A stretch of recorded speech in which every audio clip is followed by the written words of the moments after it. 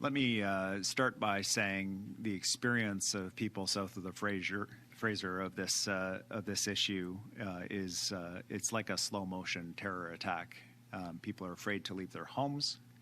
They're afraid to attend their businesses. They're afraid to do business. They're afraid to celebrate when they have big accomplishments that may draw attention. I heard stories of developers who are reluctant to share information about buying properties for future developments. I heard about realtors who are unwilling to be recognized as sales leaders of local businesses that don't want to advertise. Obviously, this is paralyzing to commerce south of the Fraser. I also heard stories about families who call in extortion threats who are not being met with a consistent response. That the response varies, that it may or may not include the level of services that we would all expect when we call police for assistance on this. I shared with the group a number of updates that I would like to share with you.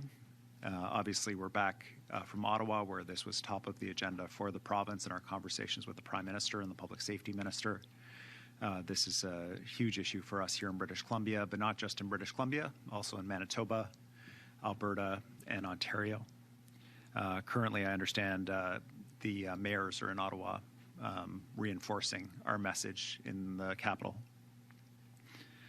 While I was in Ottawa, I had the opportunity to meet with Mike Duhaime, the head of the RCMP in Canada, and shared my concerns with him about what we're seeing in the community, and he shared back with me what his plans were.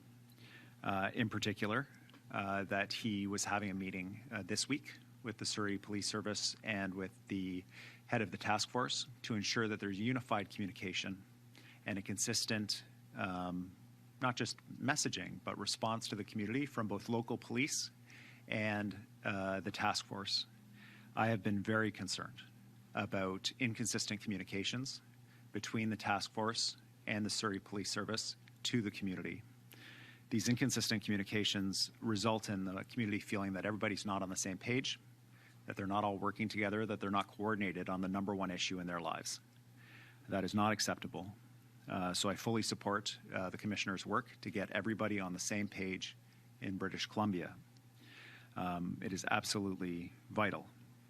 To that end, I also had a meeting with the Mayor of Surrey to discuss the future of the Surrey Police Service and how we work together more closely to ensure that Surrey Police Service is responsive to community needs. We have reached an agreement that the province will allow, and we have allowed, our police board appointments to lapse, leaving vacancies on the board, and that the vacancies will only be filled by candidates of mutual agreement between the Mayor's office and the provincial government through our Public Safety Minister. The goal here is to deliver what local policing is meant to be for the people of Surrey. Police board that is reflective of the community and directs policy along the lines of community priorities. I'm grateful for the opportunity to move into this mode of operation with the City of Surrey and the Mayor, and hope that it will be able to close some of the gaps that the community feels exist between policy for Surrey Police Service and what their wishes are for how the police service operates in their community, particularly around extortion. There will be a meeting of police leadership across Canada, including local police services here in British Columbia, Ontario, Manitoba, and Ontario, chiefs from those services, as well as senior leadership from the RCMP, to identify gaps, whether in communications, information sharing, or resources on this national issue that will take place within the next 2 weeks. We will provide all the support necessary, both in terms of that meeting, but in terms of any issues that are identified where the province can contribute supports to make sure that we're delivering the kind of service that people expect. The benefit of a national front on this is that we are able to identify similarities, similar suspects, ways of operating, and police can share tactics that are working in different jurisdictions.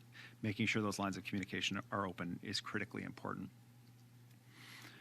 Finally, and I think most importantly, we absolutely have to close this gap between the community's experience of policing south of the Fraser, the response to extortion when they get a threat, and the understanding of police leadership south of the Fraser about what's happening, because there is a gap. When I meet with police leadership, they assure me that they are on top of this, that people are receiving the best possible response, that there are no additional resources that are needed.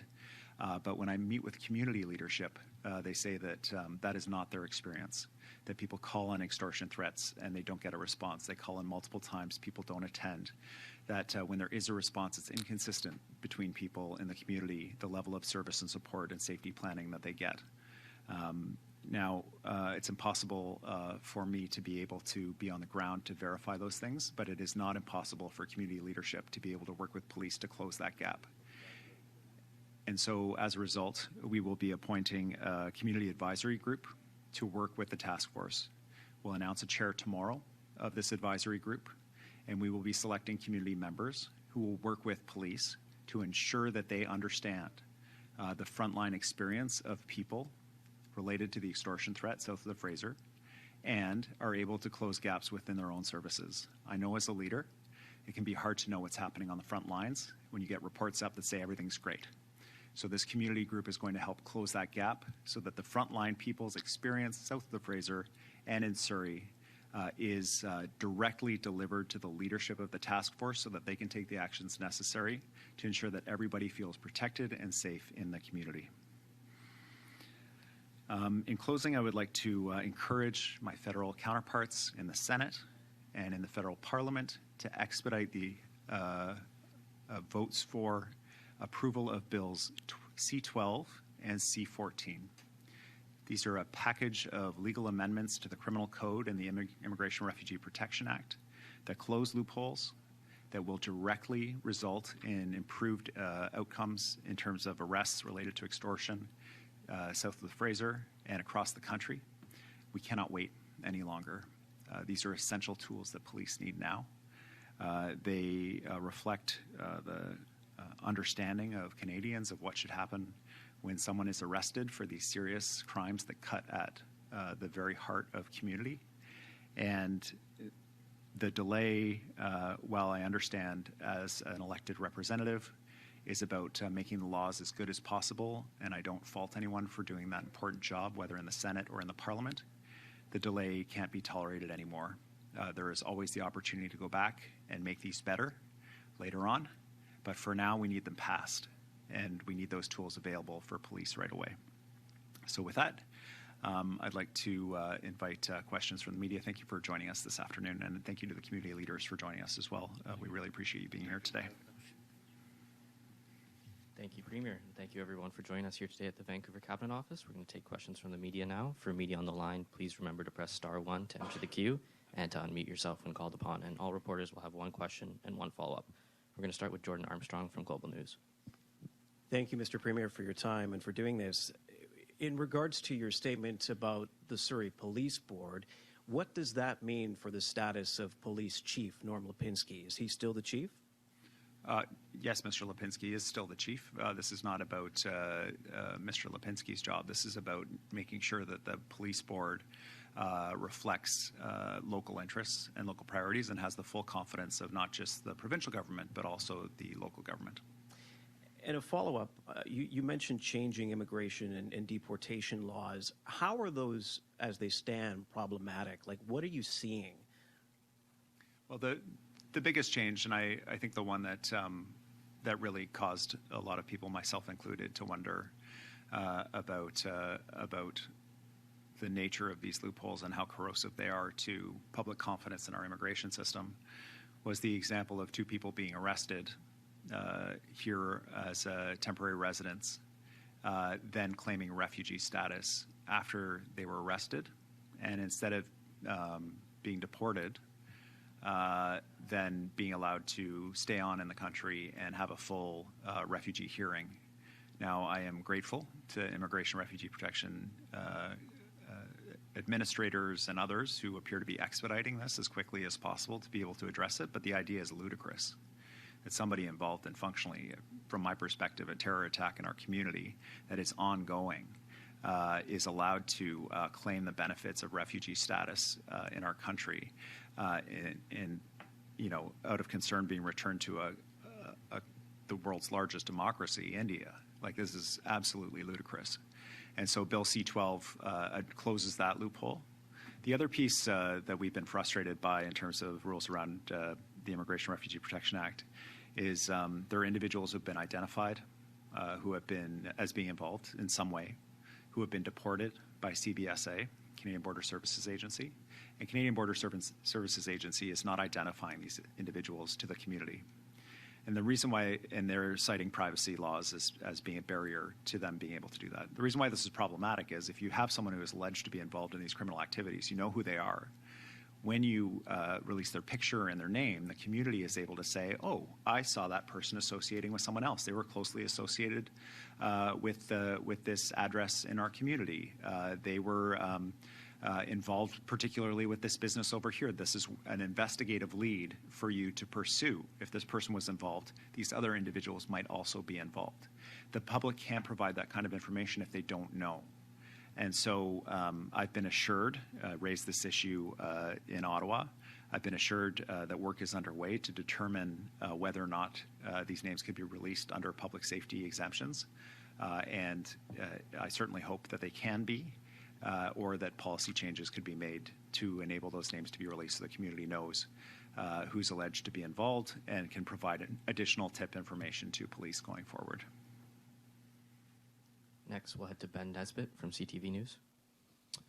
Thank you, Premier. Yeah, a few weeks ago, you were obviously quite critical of the head of the task force around the commentary around the word crisis. After meeting with the commissioner, do you feel better about where things are headed as far as the enforcement of this? And should British Columbia feel better now that there's been further talks about this with the federal government?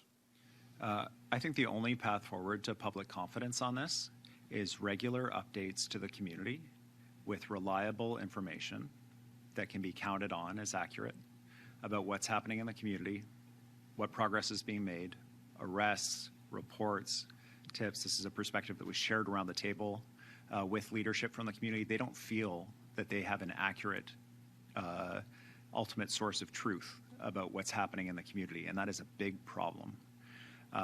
The head of the task force, the Surrey Police Service, need to be unified in that information. It's just like the pandemic. They have to provide it on a regular basis. They have to engage the community. They have to be as transparent as possible. That is the only thing that will build confidence. And I was very clear about that with the head of the task force when he was appointed. He assured me that he understood the crucial nature of regular public communications, and then we went for an extended period with no updates. So I have reinforced that. The public safety minister has reinforced that. Community leadership has reinforced that. Now the head of the RCMP, I'm told, will be meeting with the Surrey Police Service and the head of the task force to reinforce that message. That is the bottom line that is needed from the community. And just any update on help on resources like frontline officers from the federal government? I know there's been some calls from potentially a helicopter, because obviously it's all this kind of talking and communication is great between leaders, but if the police don't have what they need to catch these people. So any update on that? Yes, I was told by the head of the RCMP in our meeting that there are 2 RCMP helicopters, both of which have been made available to the Lower Mainland and south of the Fraser specifically for the purpose of assistance with these investigations. It's obviously a crucial tool when responding to these calls. We've also identified another issue which we are pursuing, which is the ability of police to be able to access traffic cameras, to be able to follow vehicles leaving the scene of a crime. We're told that there is concern that there may be privacy rules that restrict the ability of police to monitor these cameras in this heightened time. So we're working with police to identify what those issues may be and be able to resolve them so that they're able to respond quickly. The big piece is we want more of what we saw in the last 36 hours. Somebody calls in, there was a shooting at a house, there was a fire, the police are there within minutes. They're able to track individuals and arrest them immediately. This is what people have expected from the beginning would be the case. And I'm grateful to those officers being on patrol in this area. This is what needs to happen. This is what people are looking for. And helicopters and cameras can assist with that and that is the big push from the community. I expect that will be the message from the community advisory group to the police leadership. But again, that will be informed by the frontline experience of people in the community. Next, we'll head to Parmeet Kamra from Omni News. Morning, Premier. My question to you is, you have heard the concern of business community members today. Some of them are feeling abandoned and they are planning or considering to leave Surrey or closing their business. What is your message to them, and what will actually change for them after this meeting today? Yeah, thanks. I heard from business leadership about how this is really undermining commerce and business success south of the Fraser. You know, this is our fastest growing city in the province. It is an incredibly vibrant and successful area of small and medium-sized businesses that are growing into some of the biggest businesses in the province. Many of these businesses south of the Fraser have connections with major trading partners that we want to develop and enhance, both in Asia and in India. And so the fact that they are apprehensive about advertising, about being publicly visible, it cuts against not just their own business's success and the success of their employees, but our whole province's success, and to some extent the country's success, because that is not just British Columbia. It's other provinces as well where this is happening. So there's a real urgency around this. In terms of both businesses and community members, I want to assure people that we will make sure that your voices are front and center with police leadership in responding to this crisis through our community advisory group, so that your concerns are brought to the front and addressed proactively. Any resource requests that we get from police will be promptly addressed, either through our level. I have the assurance of the Prime Minister at the federal level as well. And our goal is to address this as quickly as possible. But it's only going to happen if we have unified police voice, unified police action, and a consistent source of truth for the community to measure how things are going. You have referenced national talks on this issue. Surrey Mayor is already in Ottawa, and there has been talks of a state of emergency to be declared in Surrey. Is there any coordination between province and City of Surrey, and what has been Ottawa response so far on this matter? Yes, the Minister for Public Safety has stayed closely in touch with the Mayor of Surrey, and we both understand, both the city and the province, that by working together we'll have the best possible outcome for the people of Surrey. The work with Ottawa that the Mayor is doing is welcome. The Mayor is reinforcing the message that we delivered in Ottawa, that this is serious, this is urgent, it needs to be treated like the emergency that it is. And I wish her the best of luck in reinforcing that message, because it is all of us together that are going to ensure the positive outcomes, not just here in British Columbia, but in Alberta and Ontario as well. Next, we'll head to Brenna Owen from the Canadian Press. Thank you. So you did mention India. What are the nationalities of the suspects arrested recently under this file? And why did it take so long for the patrols to start up? Was that something that the province weighed in on and pushed for? Thanks. I don't know the nationalities of the individuals arrested. I think that question best directed to police. I can say that one of the key pieces that the community has been pushing for with police, and certainly that we have been pushing for with police, is that when people receive extortion threats that escalate, that there is a increased police presence in those neighborhoods, so that when there is a shooting at a house, when there is an incident, police are able to respond very quickly. That's why I was very heartened to see that arrest in the last day and a half. Because it showed that there was a police patrol in the area, they were able to respond quickly, and they were able to actually do the arrest. There is a balance. We want police to root out the leaders of these operations, not just the foot soldiers.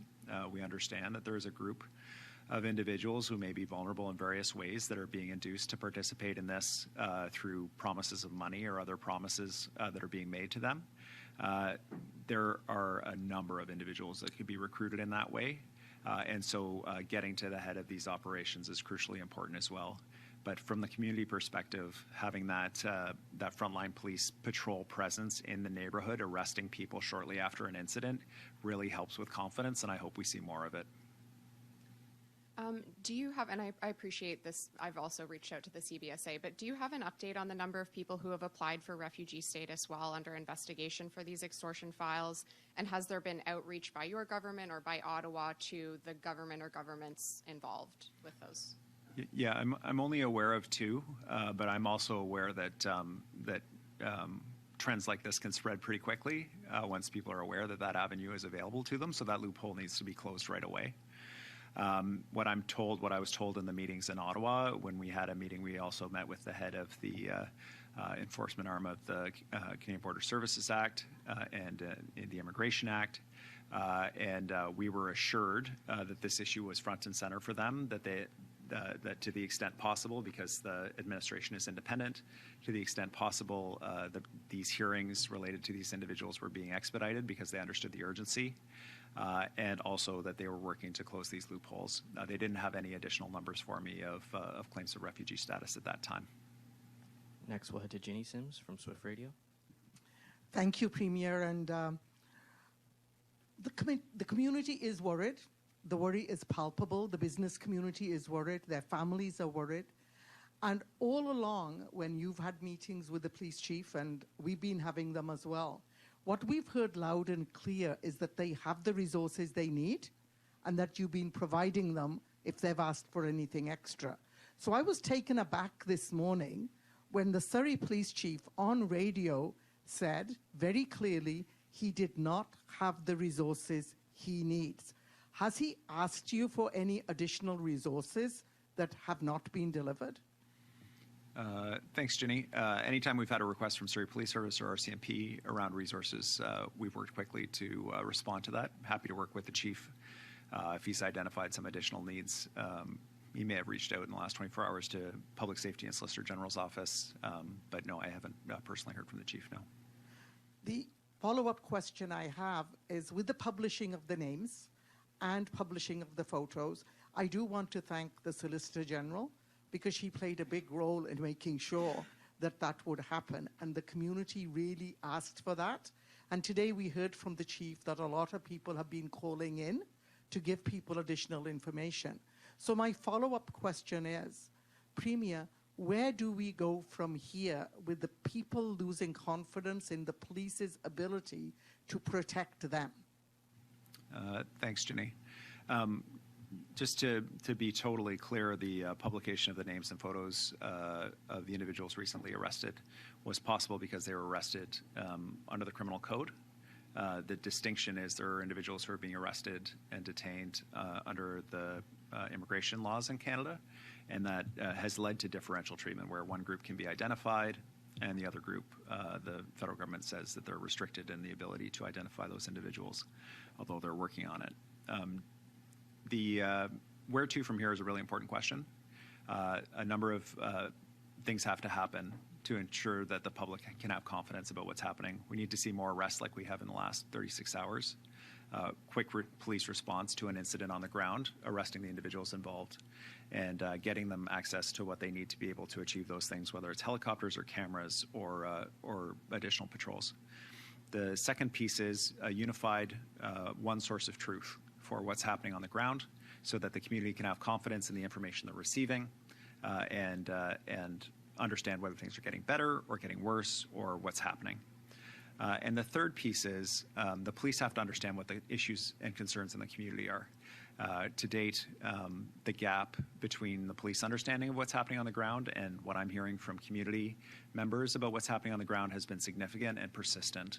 So with our community advisory group, we hope to be able to close that gap, and we'll end up with hopefully a virtuous cycle of more responsive police and community feeling that more responsive police, having increased confidence in police, and that reinforcing itself going forward and helping us address this crisis.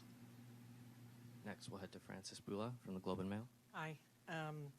So you've been talking about this lack of a unified voice with the police. Is this because of the Surrey police situation, the melding of RCMP and SBS? Is that the primary cause of that, or why is this happening? I mean, it's certainly possible that that's one of the contributing factors, Francis. This is community where there are still RCMP patrols in parts of the city and Surrey Police patrols in other parts of the city. It requires both forces to work together very closely and share a lot of information during this transition period. And that could be the source of some of the breakdown. But what we've been seeing, and what I think is unfortunate, is we have this task force with the RCMP at the head of the task force, and all of the agencies, including local police, participating in the task force. The goal was that was the unified source of truth, the bottom line, the information coming out to the community. We haven't seen the frequency of communication that I was hoping to see from that group. And at the same time, we've had separate public communications from Surrey Police Service and giving everyone the benefit of the doubt, perhaps to fill in some of that information gap. Whatever the motivation or reason for it, people have been hearing different updates from different police groups at different times saying different things. And that is not a recipe for public confidence in what's happening in the community, and that's the issue that has to be addressed. And follow up, Francis? Yeah, when I interviewed Brampton Mayor Patrick Brown last week, he said he wanted to see with their regional police task force someone from CBSA and someone from FinTrack. I understand the task force has CBSA participation. Do you think FinTrack is necessary, or they have to go off and do their work somewhere else? Yeah, I certainly understand why the mayor might be asking for FinTrack to be involved. The ability to track transactions and understand the flows of cash could be very important to investigations. I haven't had that ask from our task force, but I do know that having the Canada Border Services Agency as part of the team at the task force has been essential. Every police leader has underlined how important that relationship has been. Because they bring a different array of tools and abilities to do investigations and quite complementary to police authorities. And so I would certainly be of the opinion that Ontario would benefit from having CBSA on their task force as well. It's been very helpful here in British Columbia. Next, we'll head to Sarah Jones from City News. Thanks, Premier. I know the province obviously has been investing a lot of resources right now to support this extortion crisis that we're facing, as well as the City of Surrey is stepping up. I mean, how much do these next steps rely on the federal government actually stepping in to make a change? Obviously, you mentioned some of those bills in the legislature there, but I mean, what are those next steps? Well, it's crucial to have the federal government as a strong partner at the table around law reform. Most of the areas of law that are affected here are federal. Immigration Refugee Protection Act, the Criminal Code are both federal. The changes that are in process are both federal changes. And federal MPs of all parties pushing to get these through, and senators of all backgrounds pushing to get these through so that they're effective on the ground is absolutely essential. It's probably the number one thing that needs to happen right now. The second piece is the federal government needs to play, and through the RCMP, a crucial convening role. Because this is happening in multiple provinces, there is a risk of the responses being siloed, not sharing information, not sharing investigative techniques and other things. That's why I think it's very positive to have the federal RCMP pulling together police leadership for a police-only meeting to talk about those things, identify gaps, and then feedback to government about how we can be supportive. There may be pieces for the federal government to do. There may be pieces for the provincial government to do. So we do need the federal government at the table in this work, and I'm glad to know that the mayor of Surrey is out with other mayors pushing the federal government to stay in line and attentive on this file, because it is crucially important. And I know you mentioned the police meeting that's coming up within the next 2 weeks. Is there actually a date set for that, or when that might be happening? No, we don't have a date yet for that. Next, we'll head to the phone lines with Katie DeRosa from CBC. Go ahead, Katie. Premier, I just want to clarify with the changes to the police board, your repeated comments of the police departments not necessarily being responsive to the community. Are you saying that perhaps the people carrying out this extortion are exploiting the gaps between Surrey and police and the RCMP as they have this transition, or is this just a confluence of, I guess, a perfect storm that's allowing perhaps a lack of communication that's contributing to some of these gaps? I guess the main anxiety I have is that the public needs to be confident, as do I, that everything that can be done is being done, and that we're making progress. And if we're not making progress, that someone's working on figuring out why we're not making progress and fixing it. And that's the gap. I don't think that the people south of the Fraser, and I don't want to generalize, there's a lot of people, but generally speaking, when I speak to community leaders and individuals in the community, they do not have confidence that everything that can be done is being done. They do not have confidence that things are getting better. They do not have confidence that anyone is working on identifying if things are getting worse, why they're getting worse, or if they're getting better, how we can do more of the same. And so that gap in community understanding is very corrosive because it means that people don't call in information. It means they say, well, what's the point of letting police know because they're not doing anything anyway. These are serious things that I'm hearing from people about their experience, and it's not tolerable. If the police in the senior leadership roles are not hearing that, they need to hear that. And in hearing that, they need to act on it, which is why we're establishing a group that we hope will be that link between the frontline experience of somebody who gets that threat on their phone and is terrified for their family and the most senior levels of leadership at the task force, that we close that gap, because that is the gap that has to be closed. Those are the people who have to be reassured. If I get that threat on my phone, if somebody shoots at my house, that I know that the police are doing all they can to deal with that. And that's the part that we have to address. Do you have a follow-up for the Premier, Katie?